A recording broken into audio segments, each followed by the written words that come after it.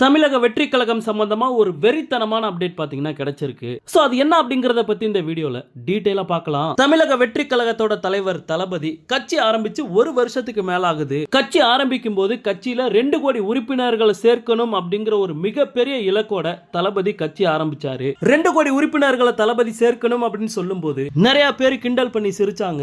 ஏன்னா காலங்காலமா இருக்க கட்சிகள்ல கூட 2 கோடி உறுப்பினர்கள் கிடையாது. திமுகலே 1 கோடி உறுப்பினர்கள் தான் இருக்காங்க.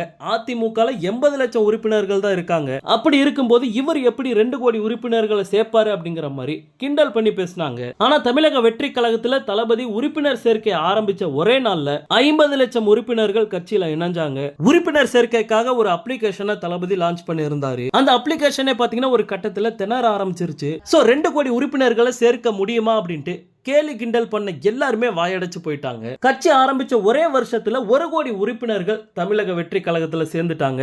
இப்படிப்பட்ட சூழல்ல இப்ப வந்திருக்க ஒரு லேட்டஸ்ட் அப்டேட் என்ன அப்படின்னு பார்த்தோம்னா, தமிழக வெற்றி கழகம் 1.5 கோடி உறுப்பினர்களை நெருங்கிட்டாங்களாம். 2026 தேர்தலுக்குள்ள தளபதி சொன்ன அந்த 2 கோடி உறுப்பினர்கள் கட்சியில இருப்பாங்க. சோ 2 கோடி உறுப்பினர்களுமே தளபதிக்கு ஓட்டு போட்டுருவாங்க அப்படிங்கிற பட்சத்துல தளபதி அமோகமான வெற்றியை 2026 தேர்தலில் பெறுவாரு அப்படிங்கறதுல சந்தேகமே வேணாம். ஏன்னா 2021 தேர்தலில் திமுக பாத்தீங்கன்னா 1 கோடியே 70 லட்சம் சம்திங் ஓட்டு தான் வாங்கியிருந்தாங்க. சோ அப்படி இருக்கும்போது நம்ம கையில 2 கோடி உறுப்பினர்கள் இருக்காங்க. அப்ப யோசிச்சு பாருங்க வெற்றி யாரு பக்கம் இருக்கு அப்படின்ட்டு. ஓகே நண்பா, இந்த நியூஸை பத்தி உங்களுடைய கருத்து என்ன அப்படிங்கறத கமெண்ட்ல சொல்லுங்க. தளபதியோட எல்லா அப்டேட்டுமே மிஸ் பண்ணாம பார்க்க நம்ம சேனலை சப்ஸ்கிரைப் பண்ணி சப்போர்ட் பண்ணுங்க. தேங்க்யூ.